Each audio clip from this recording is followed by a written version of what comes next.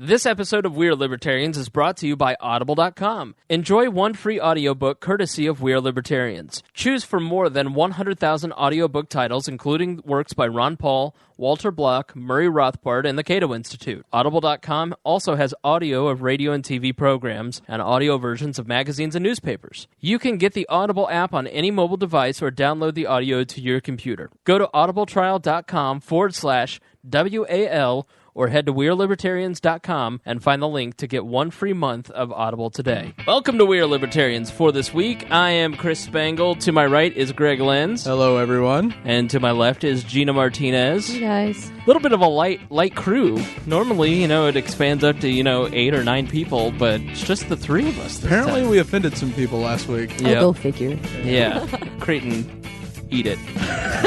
We're just kidding. We didn't offend Creighton. DC sellout. Creighton is back in Washington, D.C., holed up in his little apartment, worshiping his Rand Paul poster. Yes. So if you see a man if you see a man walking around Washington, D.C. with a Rand boner, that would be Creighton Harrington. There's no way to get rid of a Rand boner. No, only elect him president. All right, so generally, listen, we have gone... Well, this is our 55th episode. Wow. And through the first 35 or so, we never talked about President Obama really once. Not even when he was running for president. We really never covered Obama, and we've been talking about the president a lot lately. And that's going to continue tonight. That will continue to happen. We are Obama haters is the new name of the show. No, I will say in our second topic, we will say good things about the Obama administration. Mm-hmm. They've actually done something right for once. Awesome. So they're thinking about doing something right. Yeah. It isn't done yet. Please keep listening, even though we said that we'd say something nice about the Obama administration. But first, we've got to talk about Egypt. We'll just jump. This is 2 minutes into the show, and we're starting topics. Are we feeling okay? It's a new record. For sure. Yeah. Gena walked in for the first time. She was like, all right, let's everybody crack down, get on the air. Now. We were like, Gena, are you okay? She was very dominatrix. Yeah. Our safe word is Filner.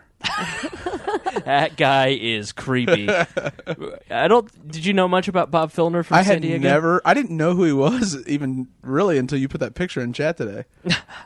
And he's just the creepiest guy ever. He's the mayor of San Diego. He's essentially a rapist. And there was a 67-year-old great-grandmother who came out today with a cane and a moo-moo. Probably what? A Walmart shopper. Yeah, probably, Oh my Lord. Seems like a very sweet lady who said that he walked up and shoved his tongue down her throat and said, how long do you think I can go? 8 hours. 8 hours. And then walked away when she was in the senior citizens wing of some hospital or community center. Yeah, or something. Really, dude? Are you okay? You found that funny. You should see the picture. Oh yes, she is. She's a foxy lady. Yep. I'm sorry, I missed that piece of knowledge. Oh yes, you are. He really is a disgusting human being, and I was glad to see that Glenn Beck's sign that he made up that said, Bob Filner is not welcome in this establishment. We respect women here. And Hooters put it up in San Diego, and it made national news. So good for Hooters. Really, I totally agree. So this guy, so that's your Bob Filner update. Aw. We talked a lot about Wiener. We should get to the guy who really is the gross creep. Yeah, that's wow. He just looks at that new improved Joker smile. I'll ask you this though: the grandmother or Sydney Leathers? Pick one. Don't make me pick. Don't make me pick. Oh yeah. My skin just crawled a little. Uh-huh. All right, let me explain the great grandmother. Uh-huh. Like the 4chan picture. Oh my. Have you ever seen What's Eating Gilbert Grape? Yes. Stop. That's mean. That's not mean. I'm just saying it was the truth. That's what the That's actor. That's what the grandma looked like. Was the mom in there? Seems like a very nice lady. Yeah, she was nice.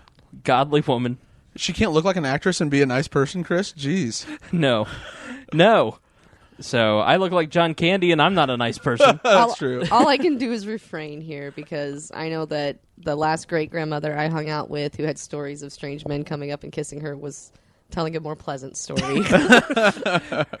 Oh boy, her days in the Civil War brothel. Yes. Okay, Egypt.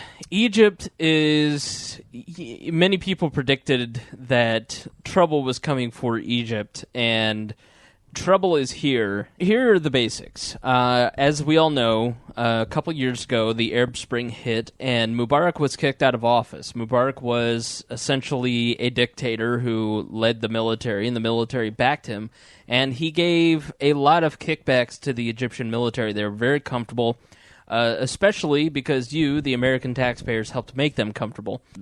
People took to the streets. The Arab Spring started. They came out and overthrew Mubarak. Mubarak's dead now, right?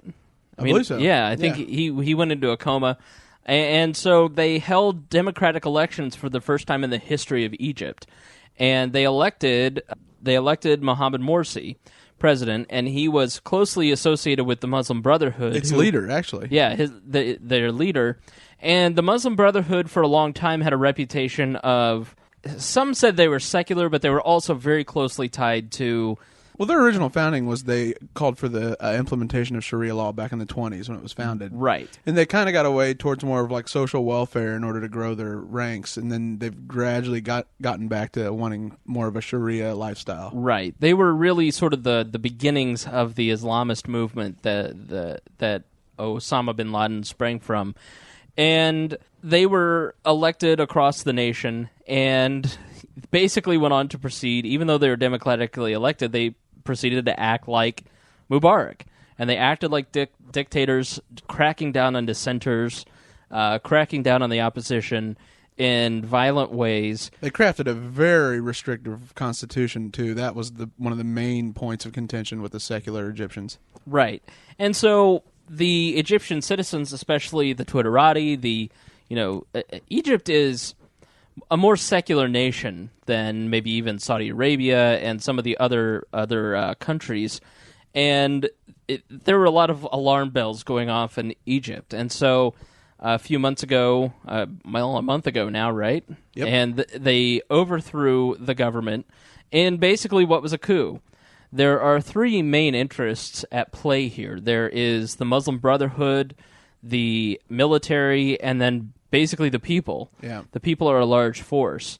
And the military were persuaded by the people to come in and overthrow the democratically elected government and set up a new system. Well, everything was tense because the Muslim Brotherhood and their supporters and the people that voted for them, obviously they won a democratic election, so they do have supporters in Egypt and make up a good part of the population. And this is a country of 90 million. Yeah. I mean, it's a very big country. Many people in Egypt were outraged that the military would overthrow them. I mean, they probably felt a lot like Gore voters in 2000. That's a pretty, yeah, You know? basically that's exactly Right. how they felt.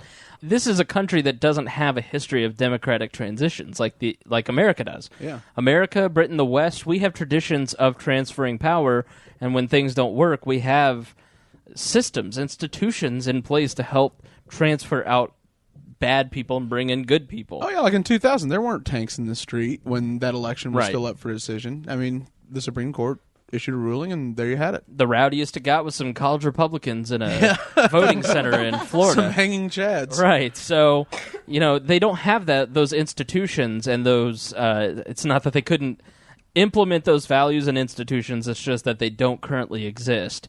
And so tensions have been rising, and the military has become more and more entrenched. The military is hell-bent on keeping their power and making sure that they are the most influential party within the government because they want to keep out the Islamists, and they want to keep out the Muslim Brotherhood because most of Egyptian society does not want it to become Saudi Arabia. They don't want it to become a Taliban-like state. No, I mean, they have a lot of secular citizens, and then they have quite a few Coptic Christians. And those are who were really under attack under the Morsi regime. So yesterday, the military, things came to a head yesterday, and 638 people, by the estimates of the military, say that 638 were killed in yesterday's protest across Egypt. And the Coptic Christians especially, people started to form human chains around some of these churches. The Coptic Christians are a sect of Christianity that are an ancient strain of Christianity.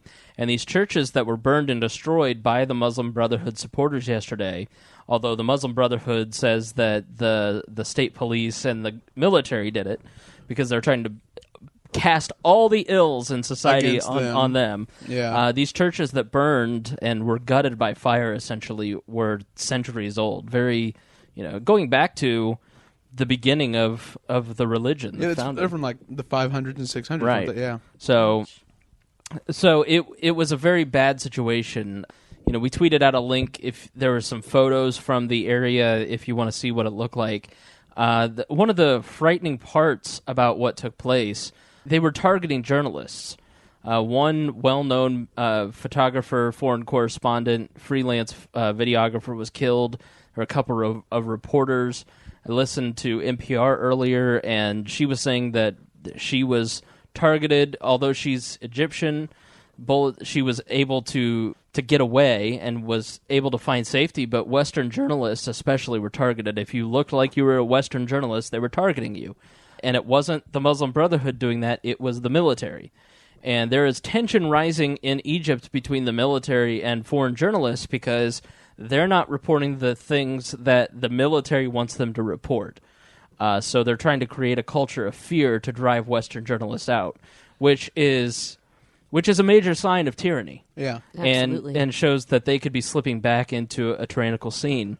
And they really always have been the strongest institution in the entire country since its beginning. I mean, even Mubarak, it was purely the military that he controlled, and by controlling them, he controlled the whole country. Yeah, the military set up a government, a puppet government, and Mohammed al-Baradei, who was the atomic inspector that went into Iraq and didn't find any weapons of mass destruction. We'll find them. We're just still looking. We're still looking. George Bush, that's what he's doing now. And he resigned shortly after the violence because he didn't know anything about it. I mean, the military went behind the government's back that they had set up to create some of this violence. So it shows that the military is acting independently of the government. And so now the people of Egypt have a choice, or maybe they don't. I mean, you essentially have the Muslim Brotherhood and the military. They elected the Muslim Brotherhood. That didn't work out. That they brought in the military. That doesn't seem to be working out. They may be slipping back into a dictatorship. Yeah, I mean, I don't know who would rise though. There's no real in the protest. Populist guy. Al-Sisi is the defense minister in Egypt, and he is the one who appointed the new government. And many of the pro-military supporters today had printed out photos of Al-Sisi, and he is well regarded. He's a General Petraeus figure. Yeah, educated here. Right. Pre-scandal. That is the sort of the view that many people have of Al-Sisi, and he is set to become many people in the country. Many commentators are saying that he's a Nasser figure. And he's the one that is set to rise. But he's very soft-spoken. He's very quiet. He's not charismatic whatsoever.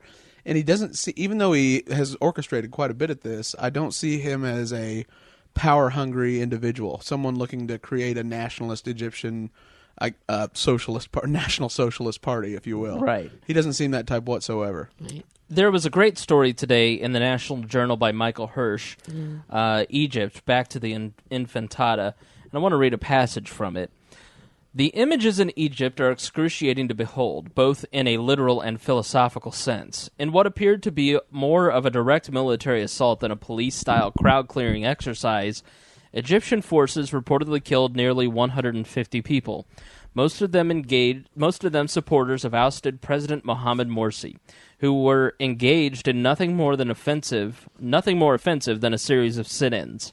Suddenly, in one awful day, the exercise of the democratic rights and ideals that are so dear to America's self-image, and which have formed the heart of the U.S. foreign policy since the end of the Cold War, were rendered all but irrelevant to many Arabs, especially because of Washington's mild response. Apart from a few dissenters such as al-Baradei, the once inspiring secularists who massed in Tahrir Square to oust Hosni Mubarak, have now repudiated those democratic rights and values by continuing to support the bloody crackdown. And while the Obama administration issued a rote condemnation, the lack of any more dramatic response continues to fritter away what little moral authority America has left. So Obama came out today, interrupted his vacation on Martha's Vineyard to come out. The Vineyard. Yeah, to issue an audio-only statement on this, and he made a big announcement that he was canceling the exercises that we have yearly with the Egyptian military, even though we've not had those exercises since 2009, I think, 2011, but we haven't had them the last few years, and he did not announce a withdrawal of financial aid, which comes to $1.5 billion to the Egyptian military. The reason we give them financial aid is twofold. We want to maintain influence and leverage in a country that is essential in protecting Israel and maintaining peace and stability in the region. And also that $1.5 billion we basically put into a bank account in New York City for the Egyptians, and then that money is spent on American defense companies that produce the goods for the Egyptians and ship it over. So it's a stimulus package. It's great for congressmen who are wanting to get reelected because that $1.5 billion, that keeps jobs in their district. Yeah. So that's one reason why Rand Paul's sentiment today of transferring that $1.5 billion to America and rebuilding roads and bridges here, answering the question of who will build the roads, was soundly defeated in the Senate. So, let's talk about, and he was also very careful not to say that it's a coup. Yeah. Because if it's a coup, that means by law we have to stop aid. So, Greg, let's ask you first and then Gena. Right. Do you believe that financial aid should be stopped to Egypt? I do. I think it doesn't matter if we send aid or not. They still have $12 billion annually coming in from Saudi Arabia, the UAE, various other Middle Eastern countries. So as far as their military goes, they're still well financed and well funded. Chuck Hagel actually reached out to Sisi and told him specifically we would recommend you not do this, and he still carried forward and ignored him. So to say that there's a relationship there and that we have an element of control is probably an overestimation by any foreign policy expert. I think for us, there was a great UK Telegraph article today saying the Western world really just has to let Egypt sort this out. We don't have a dog in the fight. He was a foreign policy expert, and he said in Egypt, the historic history says there are autocrats and theocrats, and all you can do is pick one side and hope they win. And that's not a good pick at all. I say just why have a dog in the fight? Yeah, I agree that we should stop aid primarily because it's obviously a coup. I mean, we can call it whatever we like, but it's clearly a coup, a military coup, basically a textbook military coup. And so just by our own standards, we should have stopped aid. And you're right, it's completely volatile. Who knows which direction it's going to go. I mean, it's great that we're moving the money and that there are jobs staying in certain districts here domestically. However, you can spend it elsewhere, Yeah, and if we're putting arms in the hands of individuals that we know are in a volatile situation, how smart are we? That's like handing a toddler a loaded weapon and getting pissed when you lose an eye. We do that quite often. Yeah. So I totally agree with both of you, especially Greg. I mean, the wealthy, oil-rich nations that we continue to fund with our high gas prices will fill that vacuum if we're not there. But let me play devil's advocate to either one of you that wants to tackle it first. That would give up whatever remaining leverage we have in Egypt. That leverage, don't you feel that's important, especially in a country that is or once was a stabilizing force in the region? And if we remove our leverage, if we remove our influence, and we end up with an Islamic dictatorship there, isn't that bad for our interest in a country where 1/10 of the world's goods flow through the Suez Canal? I mean, we're America. Let them get their together, and then we'll address whomever is in power. They're going to need our assistance. They're going to need to... I mean, if 1/10 of the goods are coming through there, a great deal of the goods are coming to our shores. They have a vested interest in wanting to cooperate. I mean, we have a vested interest in wanting to cooperate with them once they get their together. Can they? get together. Mm-hmm. I mean, that's time. Only time will tell. It depends on how many more military coups they come up with. It depends on how many more. Let me ask you this as a woman: would you rather live under a theocratic state where you're regarded as less, or an autocratic state where it's secular? I would go full blown Maya on that one. I would go full blown anarchist. If No, those I were my agree, options. obviously, but when the reality is those are your options. There is no anarchy option. No, for real, I would be heading out like it was the next Holocaust. Oh yeah, Smart decision. Right, and that's what's happening in Syria. And there are people who feel that if this situation is not stabilized, it descends into a serious situation. Lebanon came out today and said that Jordan came out today and said that they are overwhelmed with Syrian refugees. And Beirut just had a huge car bomb explosion today. I think that's the next one. Yep, and Iraq, violence is increasing there. People are starting to identify that as the Islamic Republic of Iraq. That is a growing movement within Iraq. So, I really feel that, despite my devil's advocate question, and I'll let you answer the question before I do. All right, never mind. I feel that getting rid of our leverage there doesn't really matter. We clearly, with $1.5 billion in influence, we're not having any influence anyways. We have totally mismanaged any kind of response. When Barack Obama comes out and says something, or when the spokesman for the State Department reads something from John Kerry, I think the world rolls their eyes. I don't think we have any leverage left. I think that Barack Obama, when you look at the effigies that are being burned, and hey, isn't it weird, Greg, that all these effigies that are being burned of Obama in Egypt aren't being shown on TV like the effigies of Bush that were burned in Iraq? Isn't that weird? Oh, yeah. That's shocking, actually. And it's because he backed the Mubarak. It's sort of been... He gave a great speech, and it was sincere and earnest about rebuilding the relationship with the Muslim world, and then he backs Hosni Mubarak. Right. But then at the same time, he's in a tough position. Realistically, you keep the slush fund to buy whatever loyalty you can, just to be pragmatic. Whether it has any influence, who knows? But you can't just stand back, even that's probably the right thing to do. As a world leader, you can't just sit there on the sidelines and watch. But isn't that exactly what he's done? No, because what the military is doing is going to be stable. The Muslim Brotherhood essentially complied with our request. The Muslim Brotherhood is a transnational Islamic organization that wants to install a caliphate long-term of Arab states. That has been their goal since their founding. It'd be like having a transnational Republican Party where Canada, Mexico, the Republicans would be in every parliament and every government. That is their long-term framework. Ultimately, who knows if it's a good or bad thing, but when we talk with them and communicate, we say, fine, if that's your goal, whatever, do it democratically. They did. Ouch. That got overthrown. All they always said is they hate how democracy has been Western culture infiltrating their culture. Mm-hmm. But yet they complied and went that route and won, and then they got overthrown by the military, who has close ties with the U.S. government. They're making a strong case that maybe democracy isn't meant for their vision, and so why should they pursue it? I think there's a large segment of their population that might feel that way, but there also is, and maybe it's a vocal minority, especially of the young Egyptians, the so-called Twitterati in Tahrir Square that helped lead the revolution.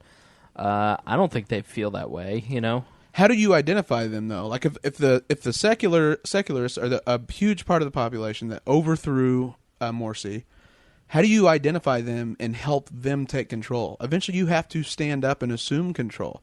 The problem is in their elite ruling class are the military people and the theocrats. Well, part of the, there are no secular leaders. El Baradei is the perfect poster child for their movement. Here's a guy who is very well respected, clearly has a moral compass, so when he says, I'm not going to stand with a government that just mows people down, he's Western educated, he is a secularist, he has zero power and influence. Mm-mm. He has respect, but that doesn't necessarily translate into power in this vacuum.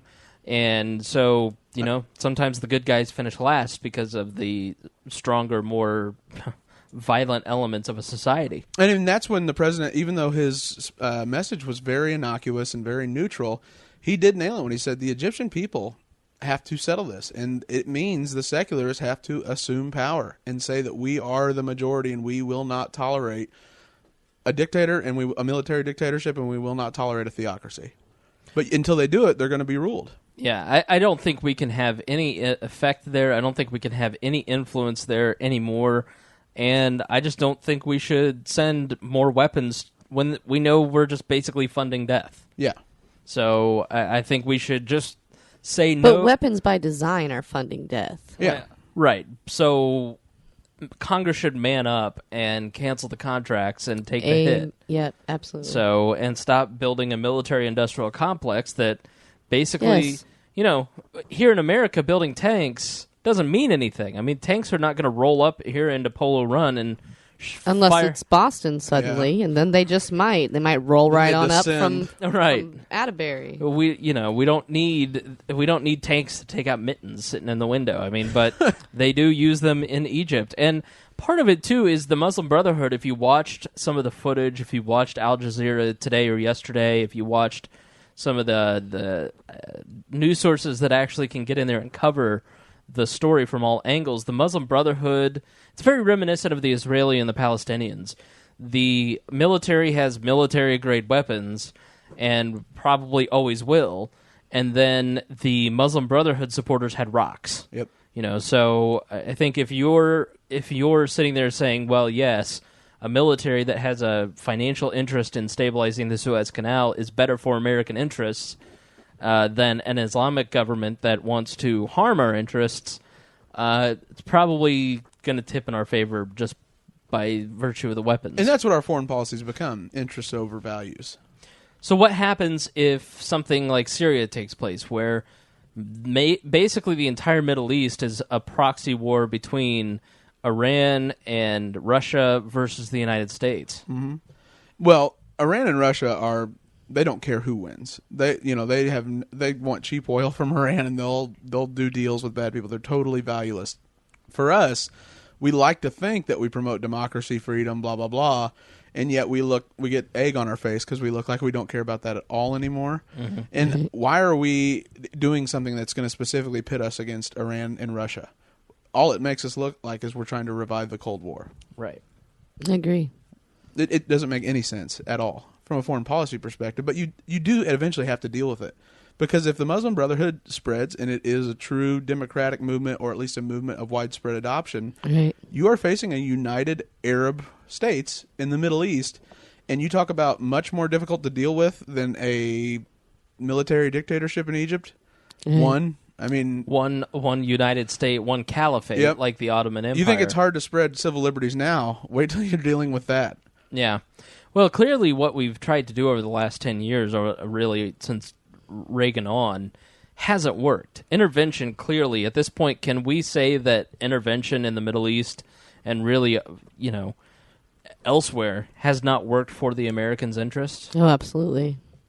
I mean, you can recognize it every time one of our own, something that we funded, a weapon that we delivered, is used against us when we go. But we are marching into war over there. So, but what really has worked has been our economic system. China, Taiwan, yeah, Hong Kong, South Korea. I mean, these are all booming Asian tiger economies built on capitalism principles, and now they've surpassed us in economic freedom. That's the approach. Yeah. That is what will unite a citizenry and get the crazies out. Yeah, clearly intervention hasn't worked. I want to read another passage from this National Journal story because I want to ask the question about our foreign policy, or the Obama administration's foreign policy. As it has for the last 2 years, the Obama administration is still struggling with the appropriate response. But the perception abroad is that the administration has vacillated without any coherent policy. Initially, during the Arab Spring, the administration defended its old autocratic allies, such as Egypt's Hosni Mubarak and Yemen's Ali Saleh. Then it moved to championing the young secularists in the street with the hopes of a liberal democracy that now look as naive as the visions of the George W. Bush-era neoconservatives. After the election of Morsi, the administration lurched in yet another direction, embracing the Islamist president and the Muslim Brotherhood, even to the exclusion of the secularists. And when Morsi was ousted on July 3rd, the administration avoided calling it a coup so as not to jeopardize its aid relationship with the Egyptian military. So the Obama administration, like many things, is just sort of disinterested. It's a little all over the map. But isn't that the response you would want from a libertarian? And that's my question. Do you fault the Obama administration for being lackadaisical in its approach to some of these monumentous, do you feel that Obama has just basically gone with the flow, letting the nations decide for themselves, or should he get his head in the game and stand by principles and values? If you're standing by principles and values, there has to be someone to support, and you have to be able to identify them. And you have to do it financially and through military help, but it's almost, how do you identify secularists when they're under the threat? They know if they lose, they're themselves, dead, yeah. and they don't organize, and you don't stand up and organize around, we're the middle road, non-crazy, it's come to this meeting on XYZ, it just doesn't happen. And that's the hard part for the president. So he's showing, what we're seeing is a little bit of isolationist policy in real time. Whoa, non-interventionist. Yeah, non-interventionist. That's not isolationist. We don't use the I word here on We Are Libertarians. Yeah. I don't think it's a bad word. No, I mean, it's just different. I mean, the non-interventionist approach has clearly been proven right. I think it's trying to interfere. What statements Obama has made have backfired on him. What aid he has given just makes one side mad or the other side mad, and it just doesn't really, he hasn't, maybe Rand Paul, if he were president, who I believe has a mostly non-interventionist foreign policy outlook. I don't think he may be as solid as his dad, but he certainly is more isolationist than Obama. When he does intervene, he mucks it up. That was muck. Well done. Thank you. Yeah. That was muck. Has anyone cursed? I have. Yeah, like 3 times. Have you really? In a span of 1 minute. I'm immune to her cussing now. Right. I just expect it. So, if you're a libertarian president, how do you handle a situation like this? You do what the president's doing. I say you do less than the president is doing. So you don't even Wow. issue a statement. It's hot. So it's like you're the Swiss and, what do you mean Jews are being burned? What are you talking about? Come have some hot come chocolate. on, that's unfair. No, I'm just saying though. But you got to go to the Holocaust. I'm saying. Good come example, on. Greg. Yeah. I know. But you get the principle I'm saying. And that's Right. where I find a little bit of the libertarian belief conflicting in that you guys are, because I feel I am now. I am more a little bit of conservative sometimes, but Right. we're so principled. Especially when it comes to the different, Yeah. right, Greg? Yep. I hate diversity. We're so principled, and everything is well reasoned out. And yet, when it comes to something like this, it's non-interventionism. When, to me, the logical extension of libertarianism is if someone wants freedom, to be there in support of them. So if someone wants to spread civil liberties like that secularist movement in Egypt, we have to be there if we truly want to live out the values that we stand for. Stand by Instead our of saying, principles. nope, Yeah. sorry, we got ours, you got to go get yours on your own. We can't risk putting ourselves out there. But that didn't really work. It didn't, but I know that. It So I didn't think work what in you're Iraq. saying is we can't fault for what we've done so far? No, you guys aren't to blame at all. Okay. We well, aren't to blame. Gina is. Well, Gina's always to mostly blame. it's my fault. She used to be a Democrat. Most They were of the- always to blame. Most of the Middle East drama is my fault. Yes. You drop story time with Gina in the middle of Saudi Arabia, and everything goes Boom. crazy. Suddenly there's problems. Right. But like in Iraq, there was no one to really build a secularist democracy. Right. It has to be the right situation where I would say libertarian foreign policy would be to actually intervene. In Egypt, unless the secularist groups are going to rise and stand up and say we need help, you sit back, and that's kind of what the president's doing. I don't think that's by design, though. I think it's just his character. Like, Barack Obama, to me, and it was exemplified by the Reggie Love comment this week that he was playing cards during the Osama bin Laden raid. He really strikes me as a president that just hates his job. Like, he has all the hallmarks of a guy who doesn't want to go to work anymore. Yeah. Like, that when you really hate your job, you have a desk job and you just hate it, and you sit there and you just, like, browse the internet and Facebook and play games on your computer, it's waiting his for 5 o'clock term, to hit. Yeah, I mean, he's not going to be able to get anything done anyway. He's like Plus, there was that whole NSA thing. It didn't go down real well. Right. Yeah. So he just seems totally disinterested. I mean, the fact that Reggie Love, his former body man who, basically was his assistant through the campaign in the first term, came out and said in an interview that they were playing cards. They were playing 15 games of, what was it? I'm not even sure. Gin Rummy, let's say. I don't remember what the card game was, but, the average time is like 20 minutes for a game, and they played 15 rounds, which comes out to like 5 hours of playing cards. And now there's a Republican guy spreading a conspiracy that the president was photoshopped in that picture of the bin Laden raid.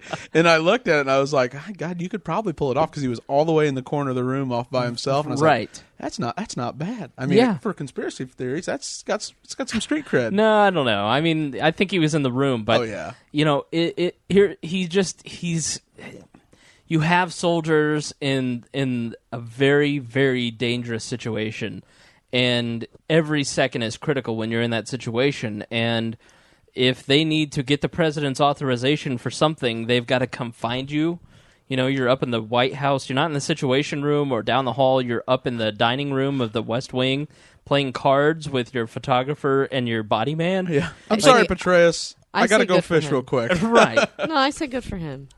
Why? Give that man 5 hours to play cards. It's his 8th. I mean, during the raid. During the Osama bin Laden raid into Pakistan, when he had SEAL Team 6 flying in a helicopter. He illegally occupied a country. Right. And he's playing cards like it's not mattering. I'll give you the vacation stuff. It'd be like if the Chinese came into Indianapolis and, I don't know, captured some high-level target and then flew right back out. Right. Well, I mean, if I'm half a planet away and all I can do is sit and wait and listen, I might dick around. Yeah, I mean, I would think that you would care so much about the outcome that you would just sit there and be... Don't you think you'd drive yourself crazy if you didn't find some kind of busy work to do to keep your mind occupied? I would be worried about the perception that it would come out that I was playing cards and would seem aloof and non-caring.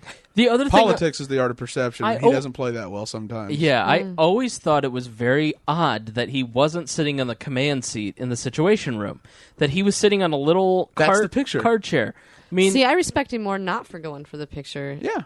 That's totally justified. I mean, everybody's got a different opinion on that. He's got, I'm not quite sure who is in the photo, but it is one of their military generals sitting in his seat in the Situation Room, standing up straight ahead, all around. The seat is built for the president, so they have all the data directly in front of them in that seat, and he is not sitting in that seat. He's not in control of the situation. He's off in the corner. In the photo. He's just kind of sitting there. Everybody else has a computer in front of them gathering data, and he doesn't. He's just sitting there. And for all we know, he could have just gotten up and gone over to take a break or sit in some, who knows. Exactly right. But you'd think that they would have had a better photo. They would have released a different picture. Right. I mean, but his photographer was with him while they were playing Gin Rummy. Mm-hmm. So, I mean, it just really, I have felt all along that Barack Obama just seems disinterested in his job. Sad. I feel like he came in with a lot of enthusiasm, but Washington will beat every ounce of idealism out of your body. Right.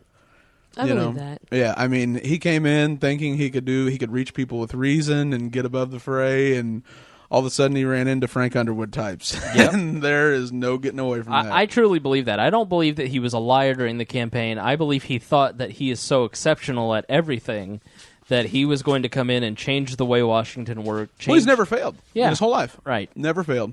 Nope. And he's one of those, he's like that A kid that goes to college, he's gotten straight A's, all of a sudden they get a B on a test and they flunk out of school. Right. They can't handle it. I don't know if he's that bad, but I don't know that he could handle losing like he has. It's really affected him. Before we move on to the next topic, can we talk about what a boob John Kerry is? Yes. John Kerry. The haughty John Kerry. It's so arrogant to me, his new peace plan. Like, here's a guy who has the Middle East, it's on fire. You know, you've got Edward Snowden in Russia. You've got these diplomatic crises around the world. You've got debt that pisses off China.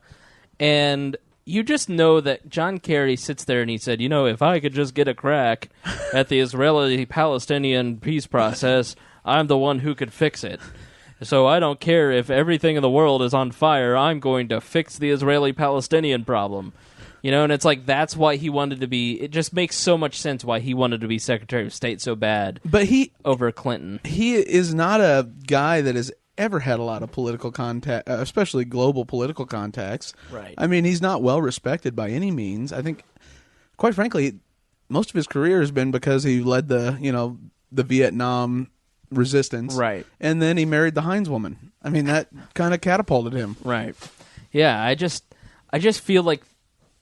Why are we doing this again? And Barack Obama seems totally disinterested in this, too. It's like Kerry sat down and said, all right, I'll be Secretary of State, but I want a chance to bring peace to the Middle East. Yeah. He wants to get himself in the 2016 discussion, even though his political career's done. He just has...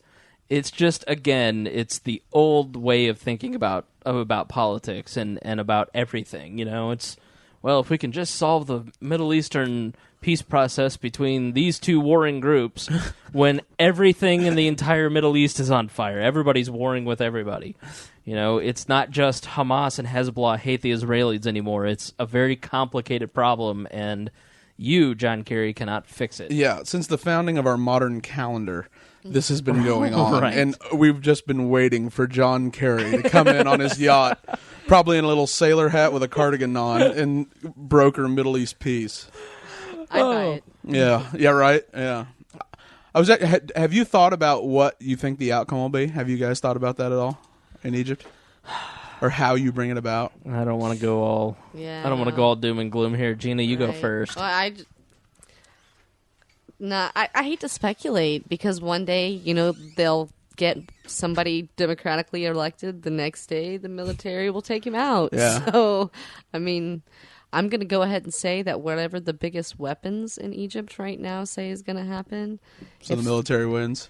Assuming that somebody doesn't intervene, that's the way it's looking now. Who would be that third-party player that might come in and help support the Muslim Brotherhood? Iran, the Saudis. I mean, if Iran does it, though, they'd have to do it through Russia. Otherwise, everyone would know. Man, I hate to do this, but I'm going to invoke Glenn Beck. Uh-oh. Okay.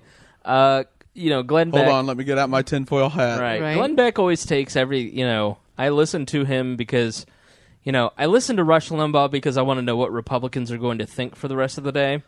I listen to Glenn Beck because he actually does make me think, even if I don't agree with him. And his theorem is that, and he said for a long time and been mocked for it, that a caliphate is coming. And that there would be a moment when World War III would be sparked, and it'd be a little thing that nobody would really notice, much like Archduke Ferdinand being assassinated, and it just led to global catastrophe. Triggered all the treaties. Yeah, I mean, nobody ever really thought about that moment. It wasn't a big deal, and then like a year later, everybody's engaged in World War I.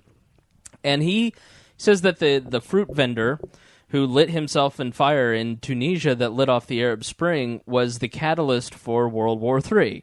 Wow. Now, I'm not saying I agree with this, but I think it's a perspective it's valid, though. It's a theory and a perspective that I think people ought to hear just in case it comes true. When you've got the global financial pressures that we have, you have the Hindenburg omen being flashed in our markets that signal another crash, and another crash would cripple the global economy, and it'd be very, very dangerous. Yeah. And, when you want to talk about trust, the whole system, a whole global economic system, the American dollar is the lifeblood of the global economic system. And it's built on trust. Trust that the United States of America is truthful, that it can dig itself out of its hole. It will always be there. In a totally unrelated story, Greg and Gina, the debt clock has not moved in the past month because we're a few billion away from hitting the debt ceiling limit. So Jack Lew has taken extreme measures to make sure that we don't illegally go over the debt limit, so we don't spend more than we bring in.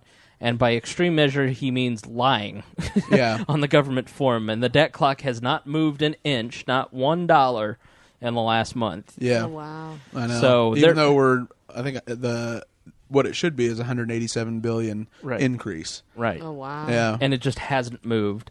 So you've got that lack of trust. And then you've got this situation where you have these proxy wars going on where the entire Middle East could become Syria. And you've got proxy wars between Russia and Iran partnered together against the United States. And then China is a player waiting just to pick up the pieces for everyone.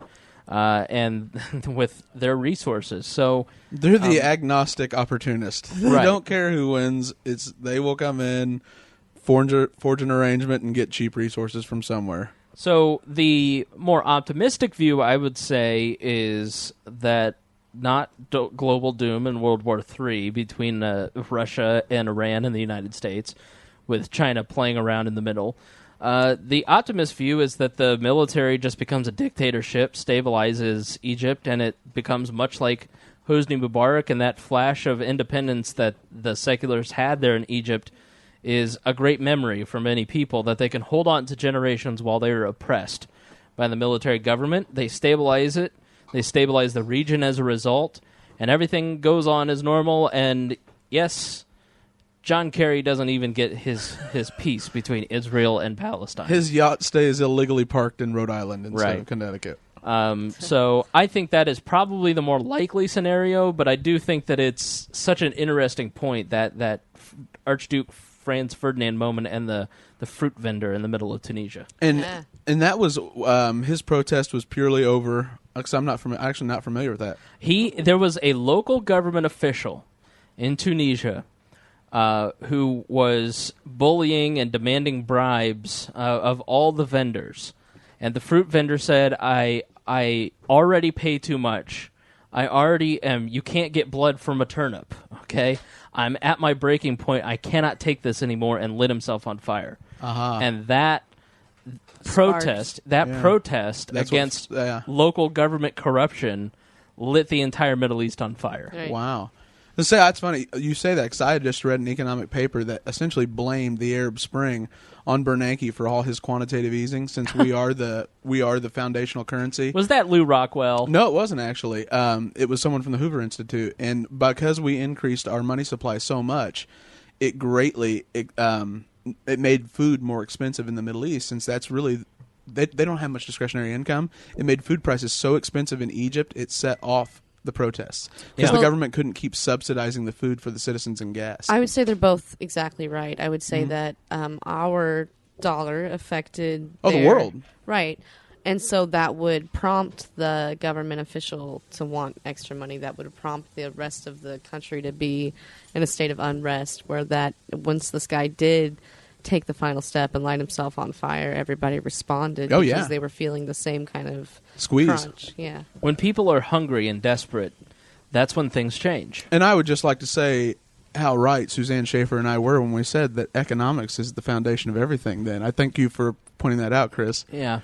Whatever. We'll talk about that some other time. I'm just kidding. Economics is not the foundation of everything, but maybe the foundation of everything related to government. Yes. Okay. I was being facetious. You're being a dick. I was being facetious, not being a dick. Lies. I was trying to give props out to Suzanne. You know, she came on the show twice, and honey, I usually like to mock her. Stop agreeing with Greg. You're That's my right. wife. Yes, keep agreeing with me. So yes, if you can hear that in the background, that's my wife making things in the microwave and doing dishes. So we're just in the middle of a podcast here, honey. We'll have a pep talk later.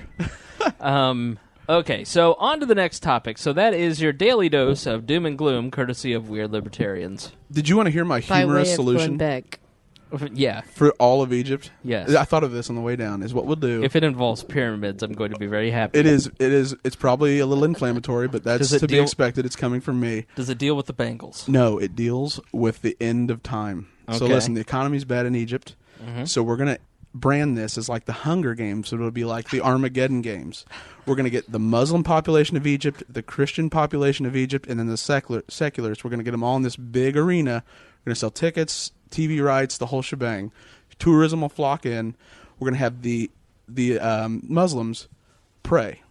We're going to have the Christians pray. If Jesus speaks to the Muslims and says, "I want a caliphate," then they win, and they get to put Morsi back in. Jesus probably wouldn't be the one to make the call. No, he actually Muslims. does. In Islamic eschatology, Jesus comes back. Yep. Okay. So then, if he comes back, then he speaks Aramaic and speaks to the Christians, then they get to establish a Christian theocratic state. If everybody watching all over the world and no one speaks from the sky, the secularists win, and they get to set up the government and take control, and everybody has to go away. Doesn't this sound perfect? It sounds like a Japanese game show. Yeah, but I mean, what are the likelihoods someone's going to speak from the sky and say that I was right or they were right? I have faith in my Jesus. If I were a secularist, He can I'd do take it. the deal. He We'll can set do up it. the TV networks. should take the deal, but then a religious person would turn around and say, Well, then they wouldn't have faith. Pat no, Roberts. they I would question because their they don't entire have faith right on 'em. men or on God to jump to the hoops. Yeah, of are man. you saying you don't believe that your Savior will come back in your time of need and establish what His will is on earth? You better take the deal, or else you're probably not a true believer. I would totally you're taunt a and damn troll good him. salesman, but I could see the valid.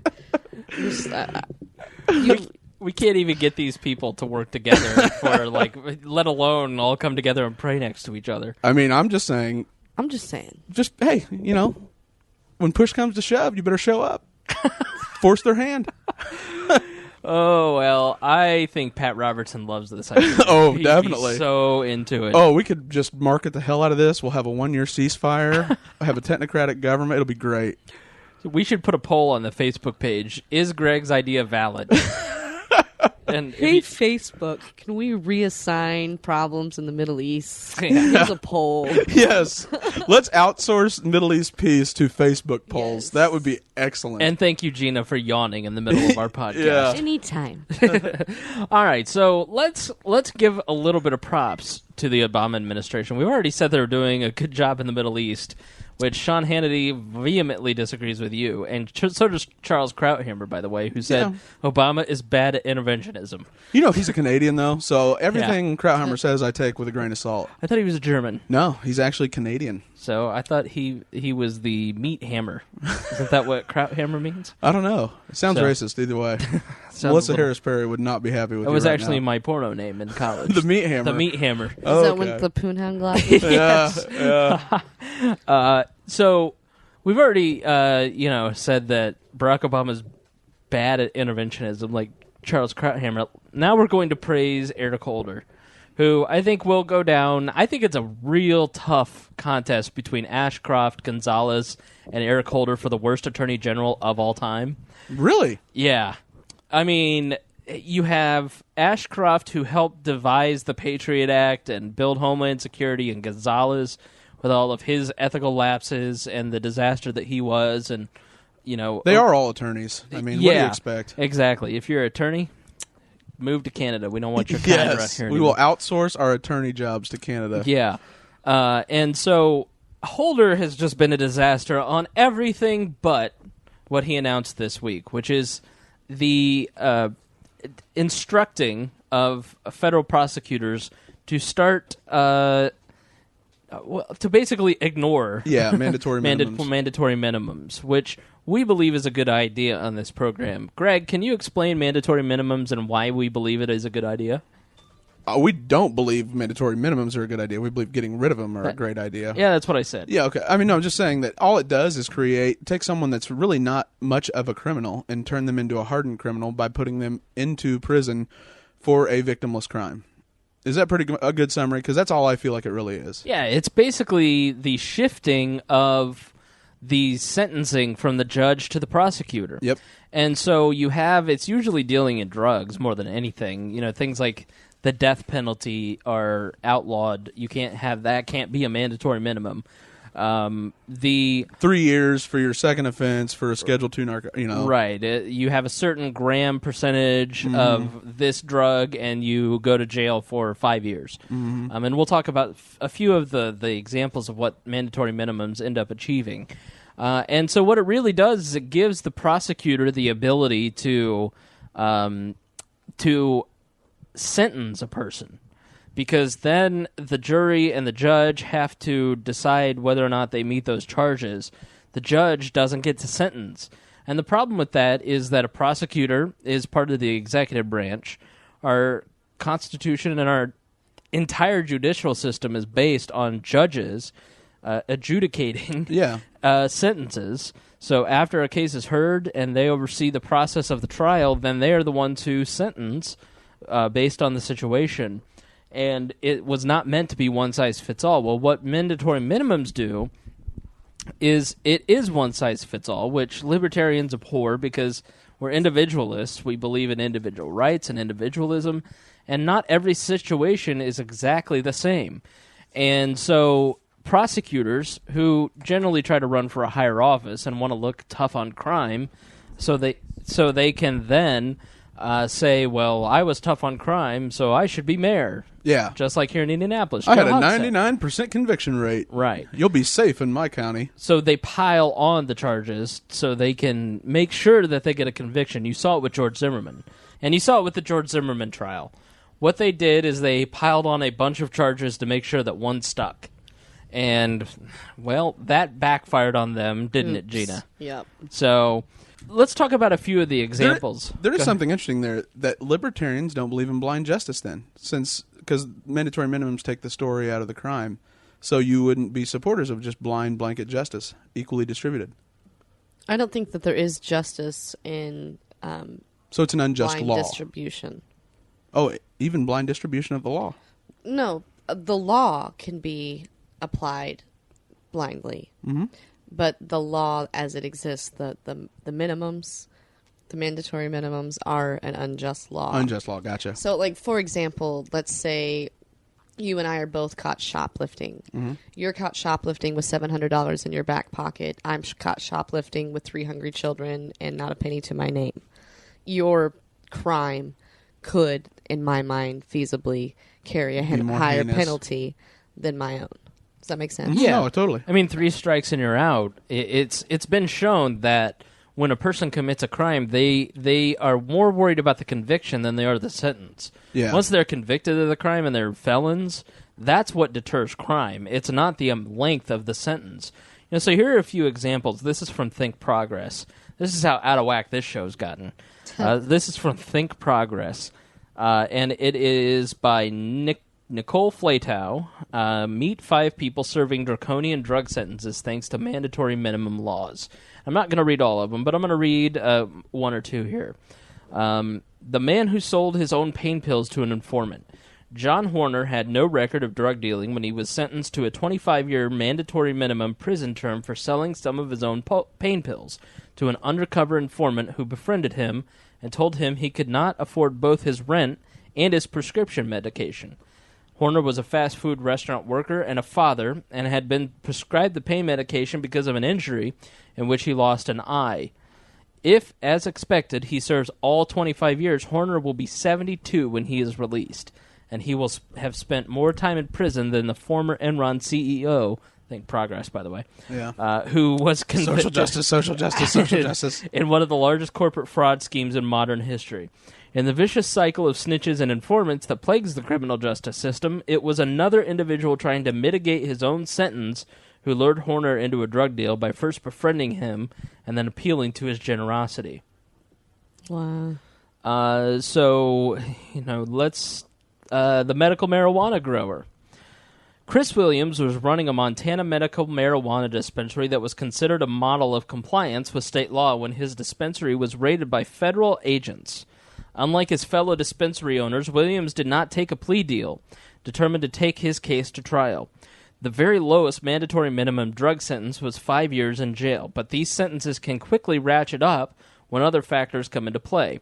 In Williams' case, because he kept a gun on the premises, prosecutors were able to charge Williams with 4 counts of possessing a firearm and furtherance of drug trafficking. Damn. Drug trafficking? And he faced a sum total mandatory minimum sentence of 85 years. Whoa. Williams was found guilty for distributing a drug that remains federally illegal, but was legal in Montana at the time. But in a rare move, U.S. District Court Judge Dana Christensen urged parties to reach a post-conviction plea deal to avert the 85-year sentence. Prosecutors agreed to drop all the gun charges, leaving Williams with a 5-year mandatory minimum sentence that he accepted in the hopes of seeing his 16-year-old son's college graduation. As Christensen doled out the lowest sentence he could, 5 years, he lamented that even after his intervention, the prison term was unfair and absurd. This is the judge. While many other dispensary owners have brokered plea deals, others who have gone to trial face mandatory minimums of 10 years. During his remarks Monday, Holder said nothing about whether the federal government will alter its policy of selectively prosecuting state-compliant medical marijuana dispensaries. They also talk about there was one case where it's just outrageous. He was a low-level dealer who was arranging a meeting for $1,500 between drug dealers and had the book thrown at him because the other two got off on a technicality because they could afford better lawyers, and he's in jail for the rest of his life for arranging a meeting. And Aaron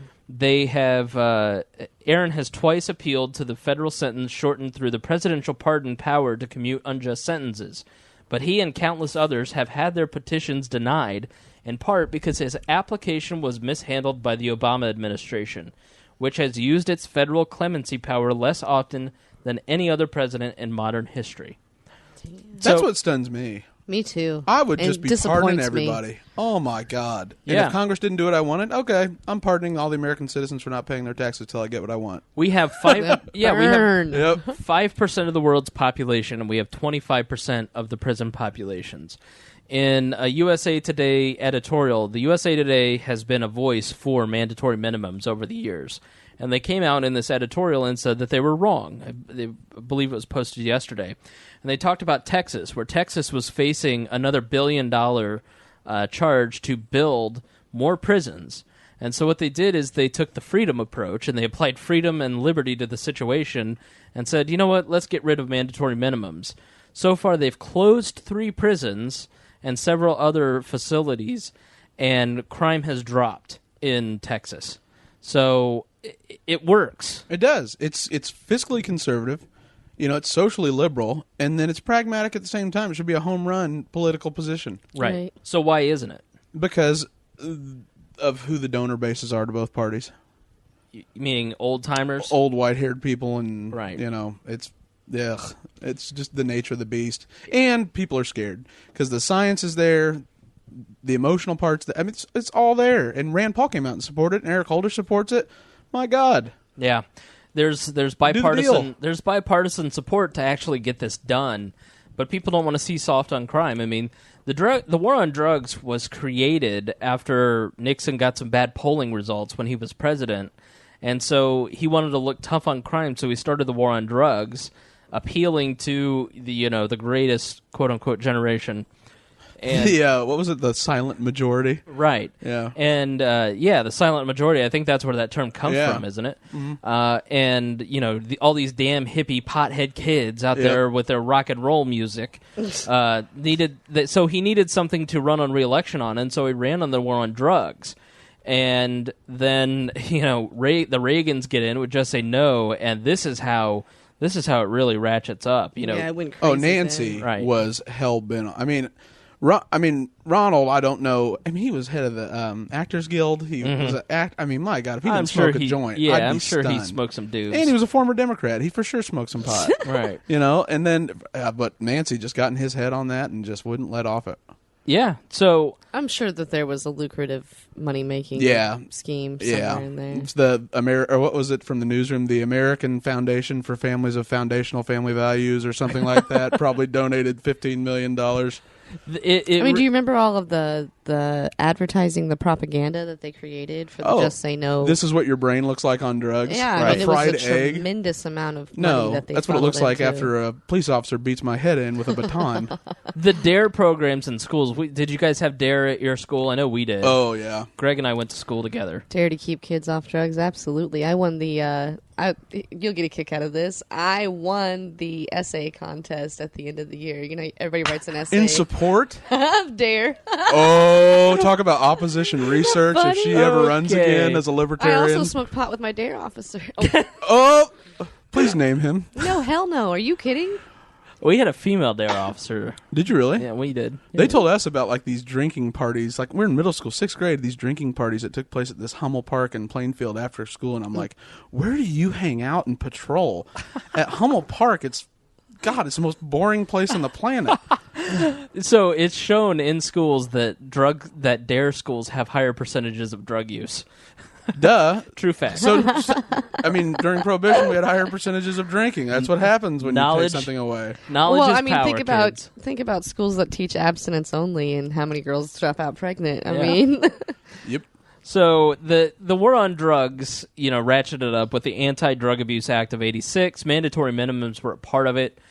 They really cracked down on crack because crack is whack, crack is whack. and that's what was taking place in the African American community. So Yeah. you would get for crack abuse for crack dealing you'd get the same level of punishment that you'd get for like murder Yeah. and Right. child rape. So Yeah. But of course, powdered cocaine was exempted from that, much lower because that was the drug of Right. choice of Gordon Gekko and the Wall Street kings of Right. the universe, not Right. the urban poor. and that is essentially now we're seeing the rural poor. Could you imagine if it was alcohol though? Oh, like yeah. PBR, and you were going to jail for life. Yep. But if you had a Stella, Yeah. you were going to walk. A Everything was DUI cool. on a $500 bottle of wine is an hour of community service, but Right. if you're drinking Schlitz, it's 3 years in prison. And that's basically. Yeah. And now with meth, they're cracking down on meth, and you see the campaign to it's the scourge of the earth. Yeah. And Meth It is a kinda dangerous though. drug. I mean, it is, of course. So is crack.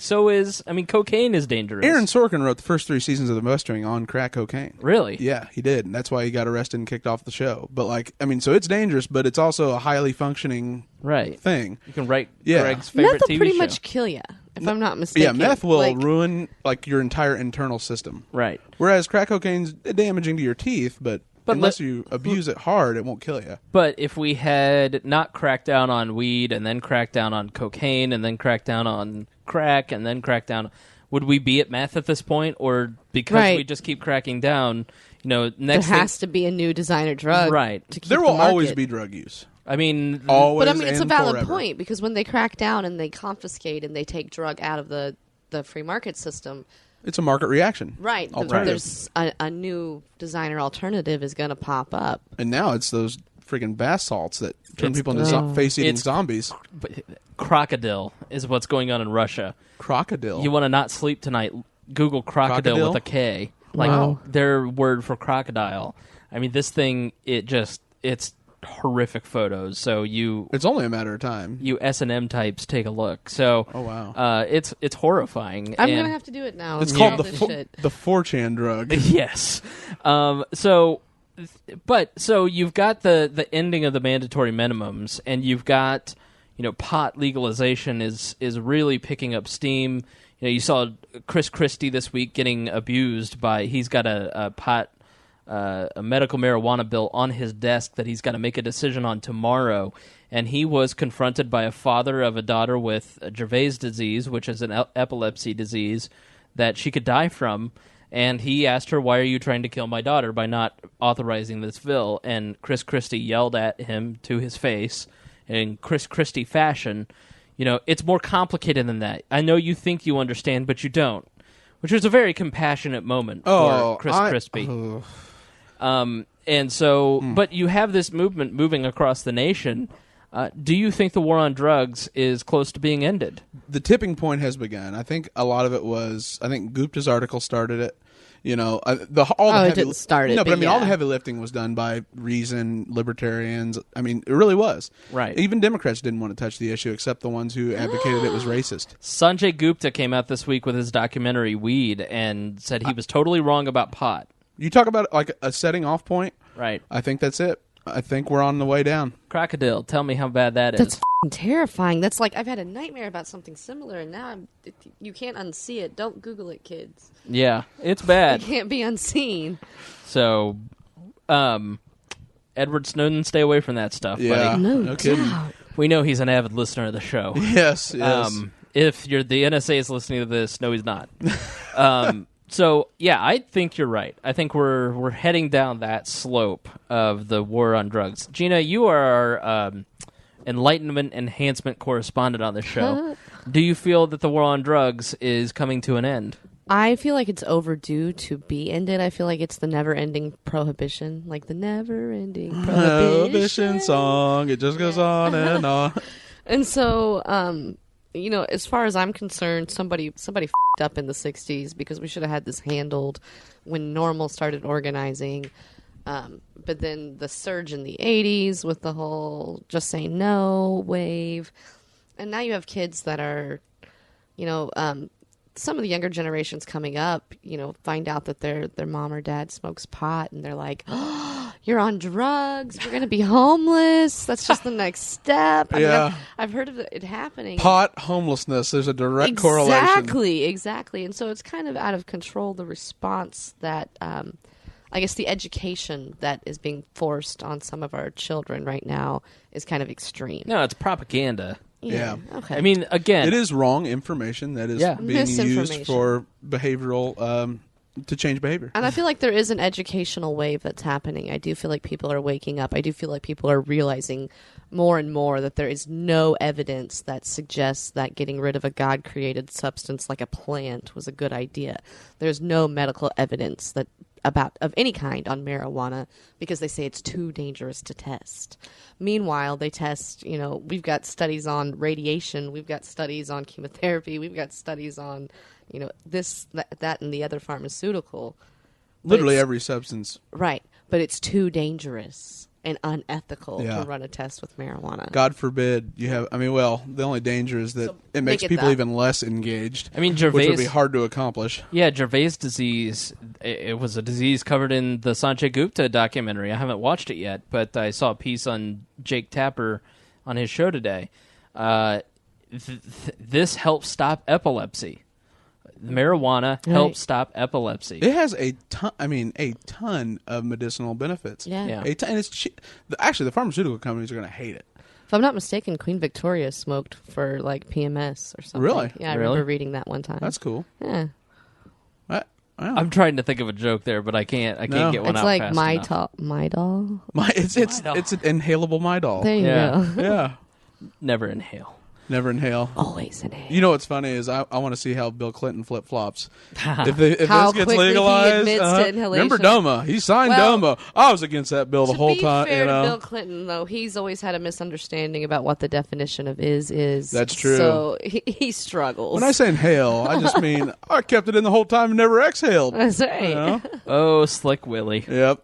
That report, did you guys see the Clinton Foundation report? Scam. That his Clinton Foundation is basically just like his presidency. It's like all these shady connections and totally mismanaged and out of control. And it is so hard to run a not-for-profit effectively, financially sound. I mean, it is damn near impossible anymore. And you can't have somebody who ran the entire country running a foundation, and he's not apparently. engaged. He's not engaged. He wants to make sure that his private jet's fueled and he can go and speak for $100,000 speaking fee. Hey, honey. Yeah, and then tell Hillary he loves her and go find some fresh. Bill keeps Strange. He keeps calling me about my Ray-Bans. Does he? He wants the Poonhound glasses. Poonhound shades. That's the Poon shades, which my wife found my Poon shades in the closet in there, and I was like, honey, don't you worry about that. Yeah. Don't you worry. And then she said, what are they? And then I said, yeah.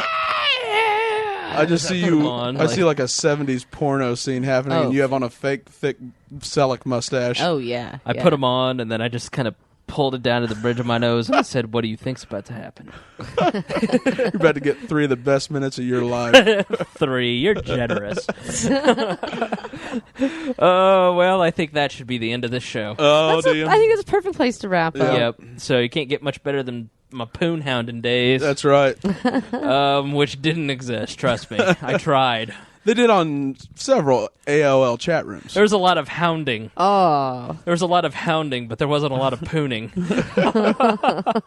All right. So anything that we need to promote, anything that we need to wrap up with. Greg, at the end of the show, we like to give you an opportunity to speak your mind at the end of the week. I think the next big news story is going to be a 60-day continuing resolution in Congress to fund the governments and probably give some sort of concession to the president so they can use the debt ceiling come November 1st to get a whole bunch of concessions for a budget. That would be the one thing I'd watch out for. I know it's kind of boring, but there you go. Yep. Here it comes. What should we watch out for? What would you like to promote, dear Gena Bear? Keep your eyes open for tax reform. It needs to make some progress. It's long overdue. What else? Storytime with Gena.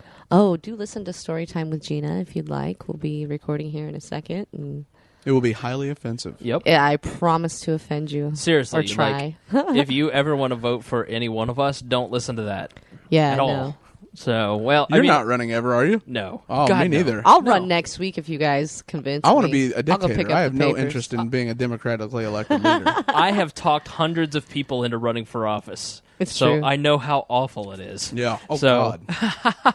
No, I really don't. I don't have that gene where. I was going to say I don't have the gene where I like to talk about myself, but I That's guess a I lie. do. How many podcasts do you run, manage, Yeah, record exactly. weekly? A podcast is better when I'm on it. I agree. I'm just saying.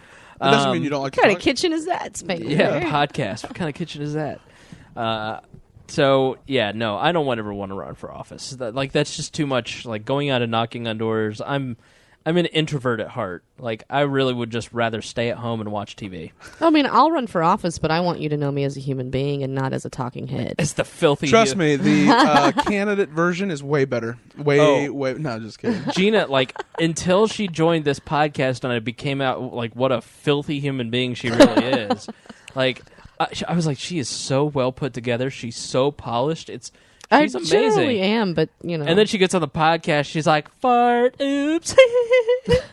She's a Valley girl? Yeah, that's how I she sounds. farted and I Valley Girl giggled. That's what happened. Apparently.